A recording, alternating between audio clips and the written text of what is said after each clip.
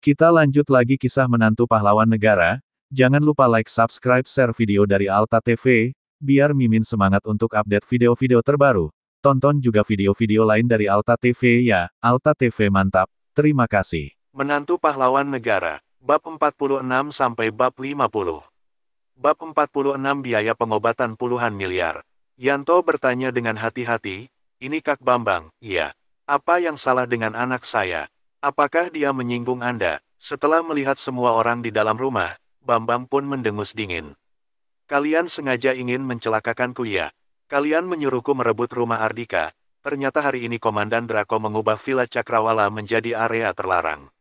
Setelah kami pergi, Korps Taring Harimau langsung datang. Kami hampir saja mati di sana. Ah, Villa Cakrawala berubah menjadi area terlarang. Kami nggak tahu." Tuan Besar Basagita dan yang lain terkejut. "Buat apa aku menipu kalian? Lenganku ini patah di Villa Cakrawala." Bambang memelototi mereka dengan kesal dan berkata, "Kalian harus bayar biaya pengobatan 40 miliar kepadaku." Biaya pengobatan satu lengan yang patah mencapai 40 miliar. Kenapa dia tidak pergi merampok bank saja? "Bambang, keluarga Basagita sudah memberimu 10 miliar dan kamu setuju untuk merebut rumahnya. Sekarang, kamu sudah gagal dan harusnya kamu mengembalikan uang kami. Beraninya kamu meminta biaya pengobatan." Tuan Besar Basagita berkata dengan kesal, "Ini namanya pemerasan. Memangnya kamu kira keluarga Basagita selemah itu?" "Betul, seluruh kota Banyuli juga tahu kalau keluarga Basagita itu lemah. Kenapa kalau aku merundung kalian?" Bambang menunjuk Wulan sambil berkata, "Tangkap Wisnu dan wanita itu." Seketika, para anak buahnya segera mendekat, lalu menangkap Wisnu dan Wulan. "Uang atau nyawa, kalian pilih sendiri." Bambang berkata dengan ekspresi ganas, "Nggak mau bayar juga nggak masalah. Aku akan menyuruh dua orang ini untuk menjual diri. Ketika mereka sudah menghasilkan 40 miliar, aku akan melepaskan mereka." Wisnu dan Wulan langsung pucat karena ketakutan. Mereka segera berteriak kepada Tuan Besar Basagita, "Kakek, cepat berikan uangnya. Aku nggak mau menemani para pria busuk itu. Kakek, kalau menyuruhku untuk menemani wanita tua yang jelek, aku lebih memilih mati." Yanto dan istrinya juga terus memohon. Tuan Besar Basagita juga tidak mungkin membiarkan kedua cucunya melakukan hal seperti itu, karena akan merusak nama baik keluarga Basagita. Namun, keluarga Basagita hanya bisa mengeluarkan 20 miliar lagi. Dari mana dia bisa mendapatkan uang 20 miliar sisanya? Dengan rasa tak berdaya, Tuan Besar Basagita pun mengirimkan 20 miliar yang tersisa di rekening keluarga Basagita kepada Bambang. "Aku bilang 40 miliar, tapi kalian hanya bayar 20 miliar. Memangnya aku pengemis?" Bambang menunjukkan ekspresi ganas. Tuan Besar Basagita hampir terjatuh karena takut. Dia pun berkata dengan nada gemetar, "Kak Bambang, kami akan mencari sisanya lagi. Besok pagi Anda bisa datang lagi." Setelah mendengarnya, Bambang pun mengangguk dengan puas dan membawa anak buahnya pergi. Semua anggota keluarga Basagita tampak murung. Saat ini, Wulan tiba-tiba berkata, "Kakek, suruh lunasi jalan itu yang bayar saja. Mereka baru beli perabot seharga 60 miliar, kan? Mereka juga baru mendapatkan izin penjualan awal, 20 miliar hanyalah angka kecil bagi mereka." Ketika membicarakan Luna yang sudah kaya, Wulan merasa sangat iri. Wisnu juga ikut berkata, "Luna ingin kembali ke grup Agung Makmur, kan? Palingan kita kasih saja salah satu jabatan kepadanya, dia pasti rela memberikan uangnya." Tuan Besar Basagita terdiam dengan ekspresi masam. Sebagai kepala keluarga Basagita, dia memiliki kekuasaan mutlak. Sekarang Tuan Besar malah harus memohon kepada cucu sendiri, bahkan menyerahkan kekuasaannya. Dia tentu saja enggan menerima fakta ini. Namun, apa gunanya dia enggan menerima kenyataan? Hanya Luna yang bisa menyelamatkan keluarga Basagita. Dia mengeluarkan ponsel dan menelepon Luna, lalu berkata dengan tak berdaya, "Luna, besok pagi datang ke rumah. Aku akan mengumumkan di depan semua orang bahwa kamu bisa kembali ke grup Agung Makmur. Tapi, ada satu syarat, kamu harus menyertakan modal 20 miliar. Bab 47 Kenapa uangnya diberikan ke Luna? Villa Cakrawala. Ketika mengangkat panggilan telepon dari kakeknya, Luna sempat terkejut. Luna juga tidak punya uang 20 miliar, jadi dia tidak tahu harus menolak atau menyetujuinya. Setelah mematikan panggilan teleponnya, Dia pun menceritakan masalah ini kepada Ardika. Keesokan harinya, mereka datang ke ruangan rapat grup Agung Makmur. Tuan Besar Basagita sedang menunggu bersama jajaran direksi. Yanto dan keluarganya juga sudah datang. Kamu sudah datang? Kalau begitu kita mulai saja. Aku umumkan, mulai hari ini, Luna akan menjabat wakil manajer umum grup Agung Makmur. Dia berhak melakukan semua hal. Demi 20 miliar, Tuan Besar Basagita bahkan memberikan jabatan wakil manajer umum kepada Luna. Sepertinya Tuan Besar Basagita mengorbankan hal besar. Untungnya saja, dia tidak memberikan posisi manajer umum kepada Luna. Yanto sekeluarga dan yang lain merasa lega. Kalau Luna yang tegas menjadi manajer umum, para belatung seperti mereka pasti akan kesusahan. Sepertinya Tuan Besar Basagita tetap berwaspada terhadap Luna. Dia tidak mungkin membiarkan Luna menguasai grup Agung Makmur. Sebaliknya, Luna terlihat tenang. Luna juga sudah tahu, posisi manajer umum hanyalah jabatan kosong saja. Lagi pula, Tuan Besar yang memegang kekuasaan mutlak. Kalau Tuan Besar kesal, dia bisa saja mencopot jabatan Luna kapanpun. Dengan menguasai seluruh grup Agung Makmur, Luna bisa memiliki kekuasaan sepenuhnya. Saat ini, Luna mengeluarkan kartu bank yang diberikan Ardika kemarin. Kakek, ini 20 miliar yang kamu minta kemarin. Setelah Tuan Besar Basagita menerimanya, detik selanjutnya, pintu ruangan rapat ditendang hingga terbuka. Bambang berjalan masuk bersama anak buahnya. Tuan Besar Basagita dan Yanto sekeluarga langsung pucat. Mereka teringat kembali penghinaan semalam. Tuan Besar Basagita, di mana sisa biaya pengobatan 20 miliar? Cepat berikan kepadaku. Bambang berkata dengan senyuman ganas, cepat berikan uangnya. Kalau enggak, aku akan menghancurkan grup Agung Makmur. Tuan Besar Basagita merasa sangat kesal, tapi juga tak berdaya. Dia terpaksa memberikan kartu bar kepada Bambang. 20 miliar yang baru dipegangnya langsung menghilang. Siapa sangka, Bambang langsung memberikan kartu bank tersebut kepada Luna. Nona Luna, ini adalah biaya ganti rugi untuk kalian sekeluarga karena kejadian kemarin. Bambang rela mengembalikan uang kepada Luna, karena Bambang sudah ketakutan dengan pelajaran yang diberikan Korps Taring Harimau milik Komandan Draco. Luna mencari orang bagian keuangan, kemudian memberikan kartu kepadanya. Masukkan uang ini ke rekening kompleks Prime Melati. Kedepannya, tanpa tanda tangan dariku, nggak ada yang boleh mengambil uang dari rekening ini, paham? Nggak boleh dimasukkan ke rekening kompleks Prime Melati. Aku ingin menggunakan uang itu, bantah Tuan Besar Basagita sambil berdiri.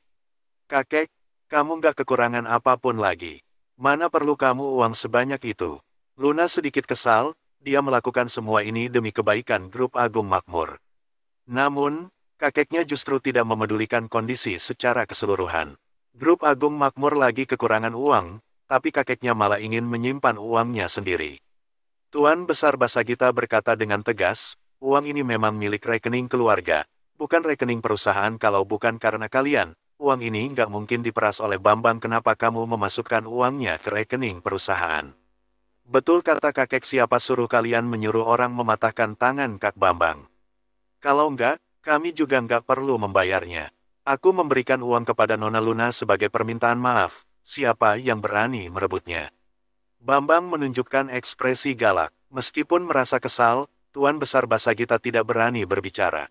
Dia hanya bisa memelototi cucunya sendiri dengan ekspresi masam. Luna menghela napas dengan tak berdaya. Siapa suruh lawannya adalah kakek kandung sendiri.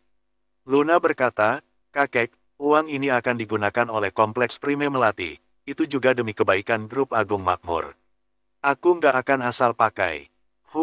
Terserah kamu, aku nggak peduli. Tuan Besar Basagita pun pergi untuk menutupi rasa tak berdayanya. Cucu perempuan yang selalu dikontrol Nin sesuka hati sudah berani melawan. Bab 48 mengatakan cinta kepada Luna. Sejak kapan hal itu terjadi? Saat Ardika kembali ke keluarga Basagita. Tuan Besar Basagita sangat membenci Ardika. Luna tahu kalau kakeknya masih belum senang dengannya. Meskipun merasa tak berdaya, Luna tak mengatakan apapun. Saat ini Wisnu mendekat lalu berkata dengan kejam, Luna, jangan mengira setelah kamu mengambil alih perusahaan ini, grup Agung Makmur akan mendengarkan perintahmu. Jangan lupa para petinggi grup Agung Makmur merupakan anggota keluarga yang dipromosikan oleh ayahku. Betul, Kepala Proyek Kompleks Prime Melati, Arifin Sutoro sangat galak. Kalau kamu pergi ke sana hati-hati. Sayang sekali kalau wajah secantik itu rusak, kata Wulan dengan bangga. Awalnya, Kompleks Prime Melati adalah proyek milik Grup Agung Makmur.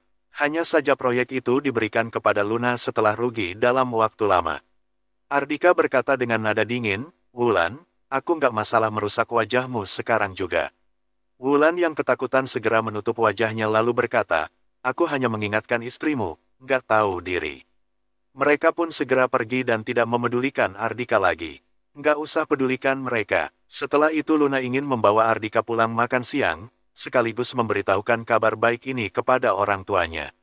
Ardika, kamu ambil mobil di bawah, aku akan menunggumu di bawah, kata Luna kepada Ardika setelah keluar dari ruangan rapat. Luna ingin pergi ke ruangan kantornya untuk mengambil beberapa dokumen. Sore nanti dia tidak datang ke kantor lagi dan langsung pergi ke proyek. Setelah mengangguk Ardika pun pergi ke bawah untuk mengambil mobil. Setelah mengambil dokumen, Luna pun turun ke bawah. Di bawah, dia melihat satu baris mobil mewah mendekat. Di belakangnya juga ada beberapa truk yang ikut berhenti. Beberapa pekerja mulai menurunkan satu persatu kotak yang berisi mawar asli. Tak lama kemudian, satu bentuk hati yang besar muncul di depan pintu Grup Agung Makmur. Semua itu mengarah ke Luna. Wah, 99.999 tangkai mawar. Anak orang kaya mana yang sedang menyatakan cinta? Hebat sekali. Di tengah seruan iri orang-orang, satu baris mobil mewah sudah berhenti di depan Luna. Pintu mobil mewah paling depan dibuka, seorang pria muda dengan jas rapi keluar dari mobil. Peter, Luna mengernyit karena kenal pria itu. Dia adalah tuan muda dari keluarga Rimex yang merupakan keluarga kelas atas.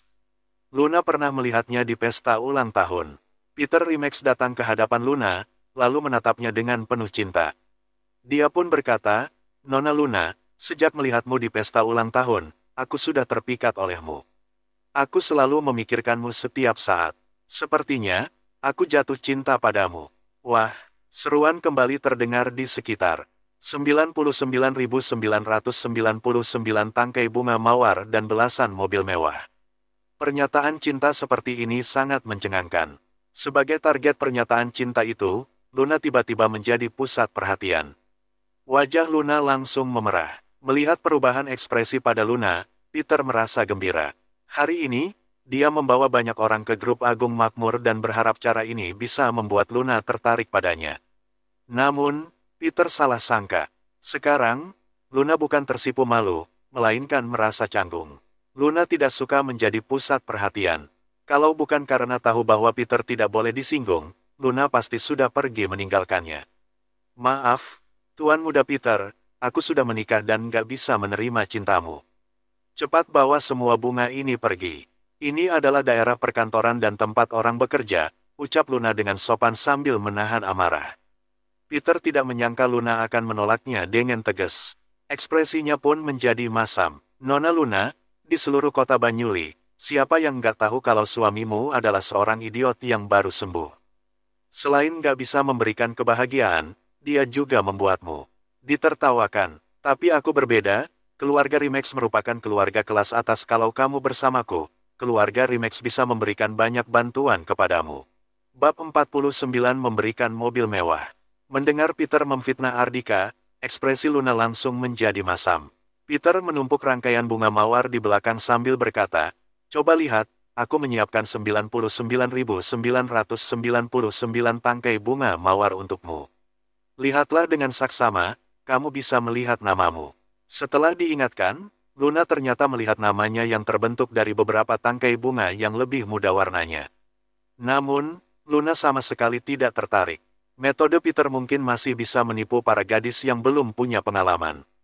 Terima kasih atas niat baik Tuan Muda, tapi aku nggak bisa menerimanya. Silakan pergi. Luna menggelengkan kepalanya dan membuat ekspresi Peter makin jelek. Terima. Pada saat ini, orang-orang di sekitar mulai bersorak. Mereka melihat Luna terus menggelengkan kepala dengan wajah memerah, sehingga dikira Luna malu. Oleh karena itu, mereka pun bersorak. Melihat pemandangan tersebut, Peter langsung punya ide jahat. Nona Luna, coba lihat, semua orang menyuruhmu untuk menerimaku.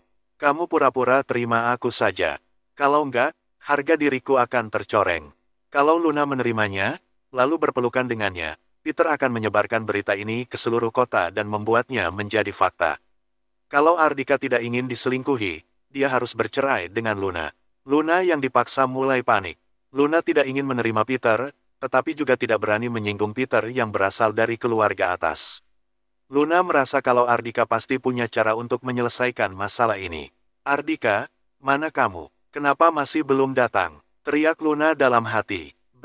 Pada saat ini, satu mobil Audi A4 warna putih keluar dari parkiran bawah tanah. Mobil itu melesat dengan kecepatan tinggi. Roda yang berputar dengan kecepatan tinggi menghancurkan 99.999 tangkai bunga mawar tersebut. Banyak bunga mawar yang hancur karena dilindas oleh mobil. Banyak juga yang terpental hingga mengenai orang-orang di sekitar dan membuat mereka kesakitan. Namun, mobil Audi A4 itu tidak berhenti. Setelah berputar di depan, mobil itu kembali melaju. Mobil itu kembali melindas ratusan tangkai bunga mawar. Bentuk hati yang indah tersebut sudah dilindas dengan tanda silang. Seolah-olah menunjukkan sikap pengemudi mobil Audi terhadap pernyataan cinta ini. Bajingan dari mana ini? Beraninya kamu mengacaukan acaraku. Peter sangat marah. Kemudian, dia melihat mobil Audi A4 yang bergerak mundur di tengah makian orang-orang. Setelah pintu mobil terbuka, Ardika pun turun dari mobil sambil marah-marah. Pagi-pagi gini, orang bodoh mana yang datang berjualan bunga di depan kantor orang lain? Mengganggu saja, wajah Peter tampak sangat masam. Sebagai seorang tuan muda dari keluarga Remax, dia malah dianggap penjual bunga. Piff, Luna tidak bisa menahan tawanya, dia juga merasa kalau Ardika sangat jahat. Ardika sama sekali tidak memedulikan Peter. Dia berjalan ke hadapan Luna, lalu menarik tangannya sambil berkata, "Sayang, ayo pulang." "Tunggu sebentar." Peter menghentikan mereka. Lalu, dia datang ke depan mobil mewah putih yang dikendarainya, membuka pintu mobil dan mempersilakan Luna untuk masuk. "Nona Luna, sebagai wakil manajer umum Grup Agung Makmur, mobil Audi A4 nggak cocok dengan identitasmu." Dengan tatapan yang hina, Peter menunjuk mobilnya sendiri sambil berkata, "Mobil Maserati ini adalah hadiah kedua yang ingin kuberikan untukmu." Wah, setelah mendengar ucapan Peter, orang-orang kembali bersorak. Ternyata 99.999 tangkai bunga mawar hanyalah hadiah pertama. Peter bahkan memberikan hadiah mobil mewah seharga 4 miliar. Peter menatau Luna dengan tatapan penuh semangat. Dia yakin Luna tidak menolak hadiah seperti ini. Siapa sangka ekspresi Luna menjadi makin masam. Bab 50 mobilmu tidak aman. Mobil Audi A4 dibeli Luna ketika berhasil mendapatkan uang dari usaha sendiri saat menjadi mahasiswa. Mobil itu juga merupakan mobil yang dipakai sehari-hari oleh keluarganya setelah keluarganya tertimpa insiden. Ini adalah hasil jerih payah keluarganya. Ucapan Peter sama saja seperti penghinaan bagi Luna. Luna pun berjalan ke arah mobil Audi A4 tanpa menjawabnya. Peter yang tidak mengerti pun bertanya, "Nona Luna, memangnya mobilku ini kalah dengan mobil Audi A4 itu?" Ardika sudah sangat kesal dengan pengganggu ini, dia pun melepaskan tangan Luna dan mendekati Peter. "Tahu nggak kenapa istriku nggak mau mobilmu? Karena nggak aman." Setelah tertegun sejenak, Peter pun tertawa terbahak-bahak seperti mendengar lelucon. "Haha, kamu ngerti mobil nggak? Bisa-bisanya kamu bilang kalau mobil 4 miliar ini nggak lebih aman dari mobil 600 juta itu." Bam! Suara yang keras menghentikan sindiran Peter. Di depan semua orang, Ardika menghancurkan penutup mesin mobil Maserati dengan tinjunya. Asap hitam juga tiba-tiba keluar dari dalam. Bagian belakang mobil Maserati terangkat, kemudian jatuh kembali dengan keras. Ekspresi Peter langsung menjadi tegang. Sama seperti semua orang di sekitar, Peter menatap adegan yang terjadi dengan mata terbelalak. "Sialan, apakah orang ini manusia? Aku bilang mobil ini nggak aman, benar nggak?" Peter merasa wajahnya ditepuk, kemudian dia mendengar suara Ardika. Enggak. Peter menelan ludah, dia benar-benar ketakutan. Dia khawatir kalau tepukan Ardika lebih keras lagi, kepalanya akan meledak. Orang ini seperti monster. Cari perusahaan profesional untuk membersihkan tempat ini, jangan membuat repot petugas kebersihan, paham? Selesai berbicara, Ardika pun masuk ke mobil bersama Luna, lalu pergi dari sana. "Ardika, bagaimana kamu melakukannya?" Luna juga bengong dalam waktu lama sebelum sadar kembali. Meskipun Ardika jago berkelahi, tenaganya terlalu menakutkan. Aku selalu melatih otot setiap ada waktu. Ardika tersenyum dan tidak menganggap penting tinju tadi. Di depan grup Agung Makmur, Peter segera mendatangkan perusahaan profesional untuk membersihkan tempat itu. Dia juga memanggil mobil derek untuk menderek mobilnya. Tuan Muda Peter, kamu takut? Ya. Orang itu hanya sedikit kuat saja. Zaman sekarang, buat apa jago berkelahi? Uang adalah segalanya. Beberapa anak orang kaya yang membawa mobil mewah untuk menemani Peter segera mengerumuninya. Konyolnya, orang yang berbicara itu masih terlihat gemetar. Jangan berlagak seperti kalian nggak takut. Peter teringat ketika Ardika menepuk wajahnya, dia malah tidak berani bergerak. Perasaan itu sangat memalukan. Tapi, ucapanmu benar juga. Buat apa jago berkelahi? Uang adalah segalanya. Lain kali, aku akan membawa beberapa jagoan di sampingku, jadi nggak perlu takut. Peter kembali teringat dengan Luna. Wajah yang cantik, tubuh yang seksi, serta aura yang dipancarkan ketika marah. Semua itu membuat Peter tidak ingin menyerah. Bagaimanapun caranya, aku harus membawa Luna ke atas ranjang, kata Peter dengan kejam. Tapi, si Luna sulit untuk dijangkau. Sepertinya aku harus mencari cara lewat orang tuanya. Peter segera menyuruh seseorang untuk memeriksa informasi orang tuanya Luna. Peter ingin tahu apa yang mereka butuhkan dan pikirkan. Villa Cakrawala. Setelah pulang, Luna segera memberitahu kepada orang tuanya bahwa dia sudah mengambil alih grup Agung Makmur. Luna tidak ingin menceritakan masalah lain tentang keluarga Basagita. Kedua orang tuanya sangat gembira. Ketika makan siang, Jaki jarang-jarang minum alkohol. Siapa sangka Desi juga ikut minum 2 gelas. Bu, kenapa kamu minum alkohol? Apakah segembira itu? Tanya Luna dengan tak berdaya. Beberapa tahun ini, Desi tidak pernah minum minuman beralkohol. Siapa sangka, setelah mendengar pertanyaan itu, Desi yang awalnya senang tiba-tiba meletakkan gelasnya. Aku pergi tidur dulu, kalian makan saja. Selesai berkata, Desi kembali ke kamar dengan wajah murung. Ayah, kenapa dengan ibu? Tanya Luna dengan bingung. Aduh, semua karena urusan pesta pindah rumah, ucap Jaki sambil menghela napas.